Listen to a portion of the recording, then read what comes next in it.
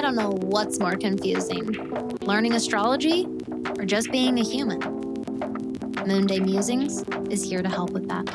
A weekly, no bullshit guide for the upcoming cosmic forecast and how you can actually use this in your real life.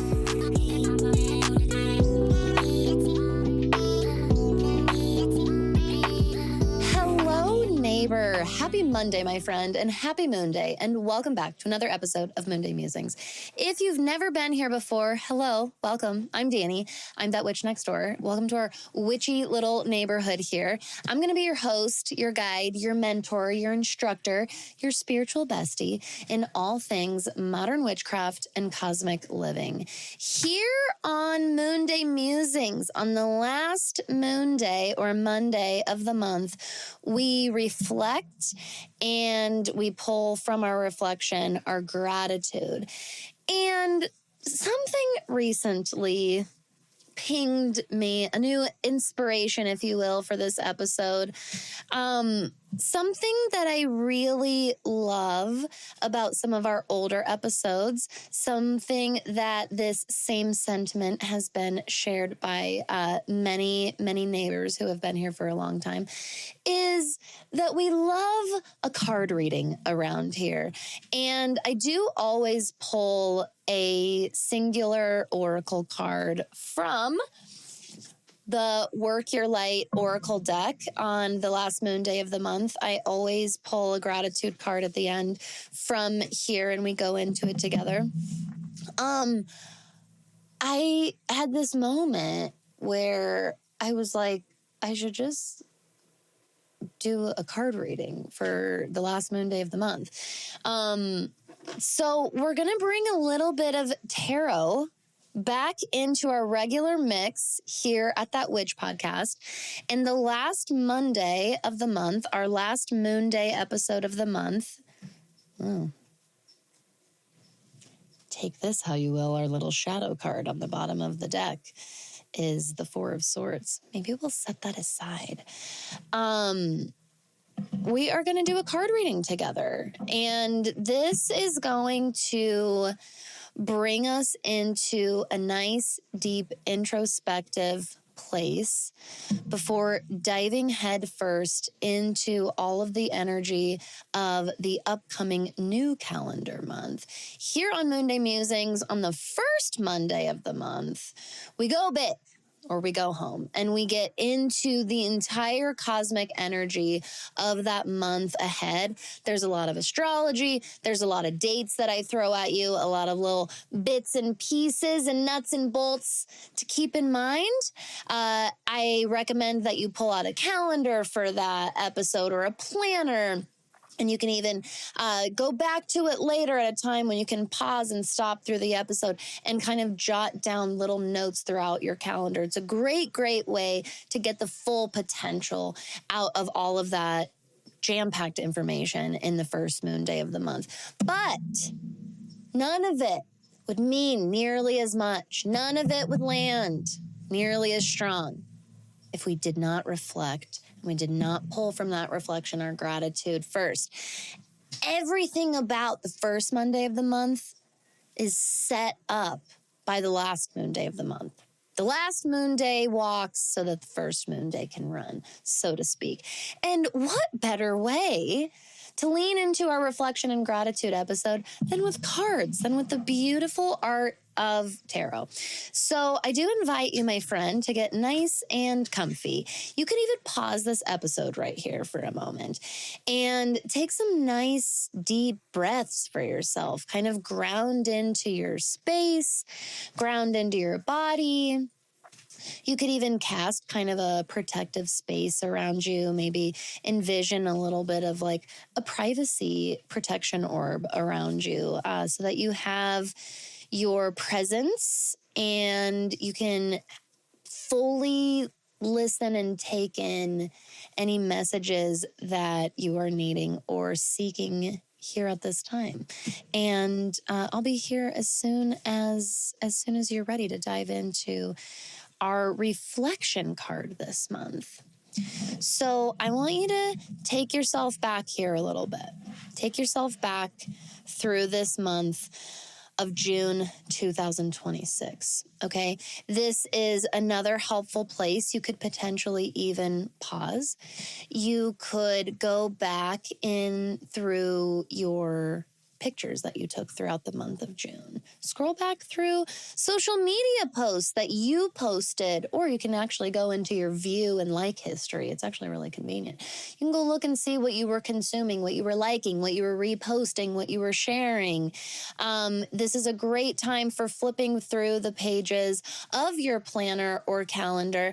And if you are one of our neighbors who does take notes in your calendar for the first moon day of the month, it is so cool to have those notes in retrospect because you wrote all of those down at the very beginning of the month. And now those days you were notating on really did come to pass.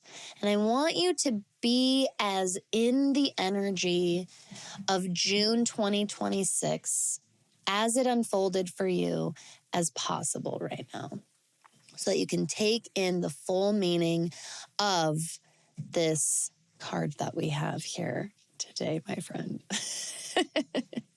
Bear with me, because I'm going to lay a little bit of truth on you now, as tarot loves to do. So here we go. We have the reversed Six of Swords. Six of Swords energy. Take a look at our upright version of this card. I'm using a reprinted kind of remix of the traditional Rider-Waite-Smith tarot deck. So if you're watching the video for this on YouTube, highly, highly recommend, so you can kind of take in the full visual energy of the card.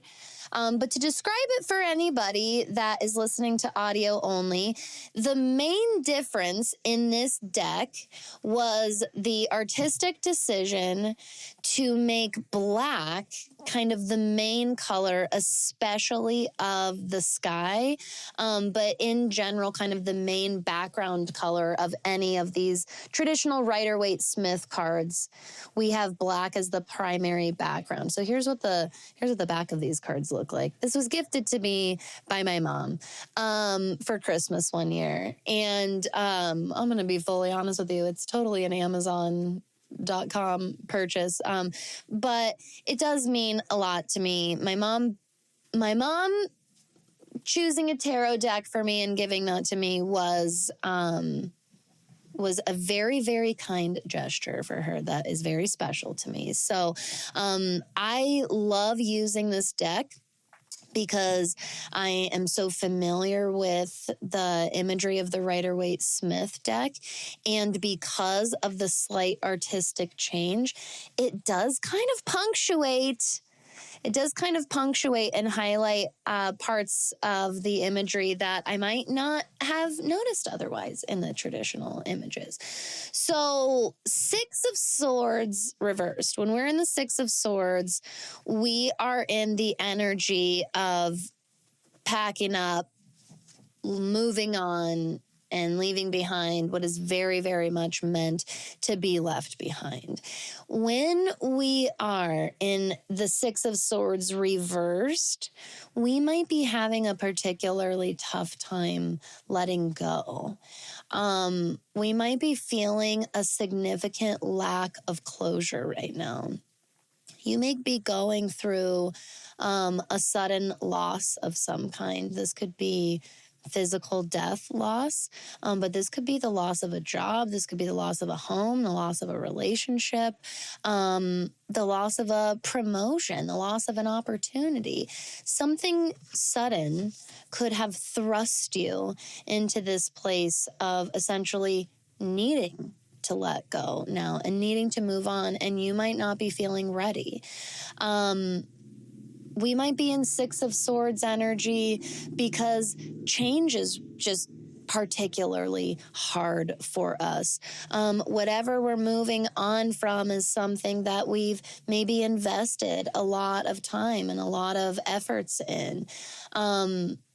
Maybe we're still, especially since we're in swords, we're in air and mental energy, maybe we're still trying to scrounge every part of our brain for a solution, for something that means we don't have to let go, for something that means we don't have to move on and move forward.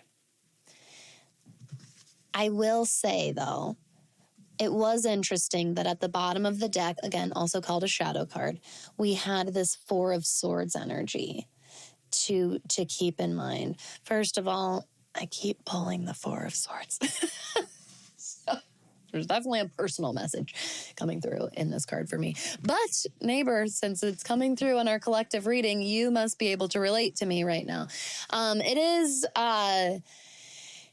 is Cancer season. The beginning of June was riddled with Gemini energy. We still have plenty of Gemini energy right now, though we have moved into Cancer season. And you might be feeling, and have been feeling for a while, particularly wired and energized and abuzz. But the fact that we also got this Four of Swords right before we intentionally pulled this reversed Six of Swords, there might be some overactive mind experience happening for you. Thinking about the same thing over and over and over again. Again, maybe it's trying to come up with a solution so that you don't have to do X, Y, and Z, or fill in the blank.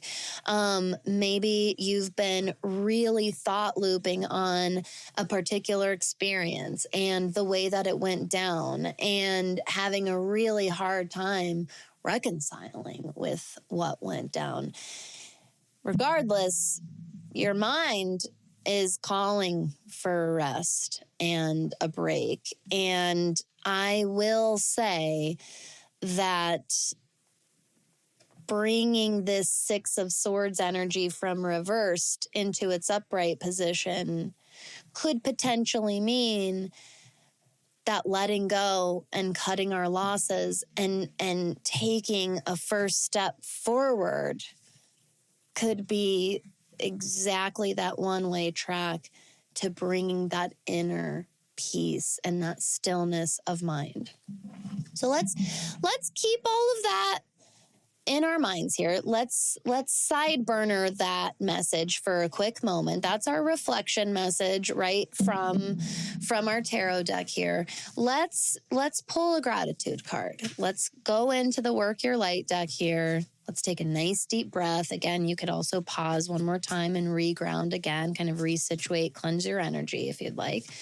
You never know how truth kind of hits in a tarot reading. There's nothing wrong with doing another little mini reset energetically mid card reading right now. So if you want to pause me and come right back whenever you're ready, I will be right here, neighbor. Now, let's roll out our shoulders. Let's feel into our energy centers here.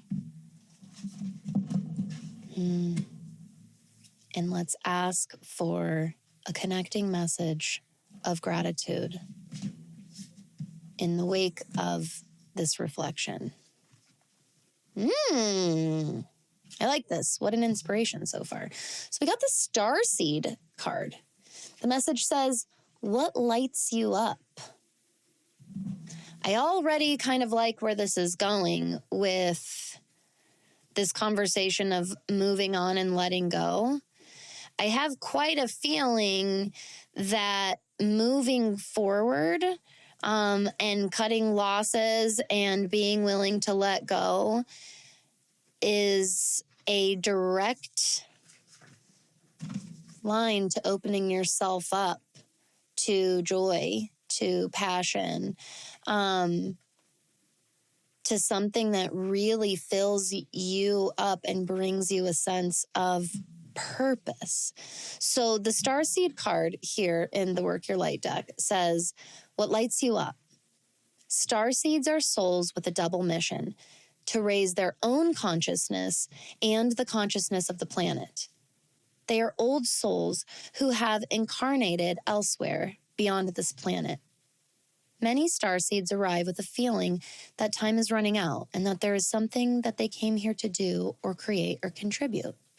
If you pulled this card, it is to confirm that you are a starseed and you are being encouraged to answer the call, to follow what lights you up. Once awake, most starseed souls find it hard to have meaningless conversations, jobs, and relationships. They innately know that there is much more to life and feel that there is something more and get to work. They remain restless until they step into their calling, which is to light up the world with their unique presence. Starseeds are scattered all over the planet, in hospitals and schools, in slums and mansions, in stages and in edit suites, in parks and nightclubs, in taxis and theme parks. Many starseeds spend parts of their lives trying to fit in or in some form of spiritual closet. If you are dimming your light to fit in, it is time that you stop and start embracing the unique light that you came here to share and treat your time on Earth like a glorious vacation. So, when I read this starseed card, what really comes through for me in direct context of our reversed Six of Swords is whatever you're holding on to or having a hard time letting go of or having closure with, I think that part of you knows that this closing of this chapter means moving away from old comforts that keep you too small and too comfortable in a place where you can't access your full light and a place where you can't grow because growth doesn't come from the comfy times. So I want to say that I know Six of Swords energy is way, way easier said than done. And you have higher purpose in what is to come than constantly bogging yourself down to burnout where your soul is like begging for rest because you're so afraid and resistant of the unknown. What if the unknown is beautiful and fills you up from the inside out? What if? Neighbor, I hope that today's reading brought you what you needed today. At the end of this month, at this halfway point through the weirdest, longest, twisted year of our Lord 2026. I am grateful for you, as always, for your time today and every day, for bringing your unique magic, your unique witchy energy here to this little neighborhood of ours. Until next week, we'll see what July is bringing for us. I hope that you're out there staying safe, that you're still having lots of fun, and of course, stay magical, my friend. What is That Witch School? That Witch School is my magical monthly membership that combines safe, welcoming, nurturing community with quality, ethical witchcraft and astrology education. This is like Patreon meets social media, but better. We have monthly calls hosted and guided by myself, as well as multiple instructors within our school. An incredibly beautiful and supportive community of like-minded witches, all built from the neighbors within our neighborhood right here. Plus, there is a just astounding library of resources and content that is always growing, and so much more. You can go back and listen to my episode on the podcast called Welcome to That Witch School 2025 for all kinds of details and information on the membership, the different plans you can subscribe for, pricing, and frequently asked questions, everything that you need to know. Or you can always send me a direct message or email. If you ever have any questions, you can get my contact information in the show notes below. And when you're ready to join us, you can go to thatwitchschool.com and find the plan that works for you and join our magical community today.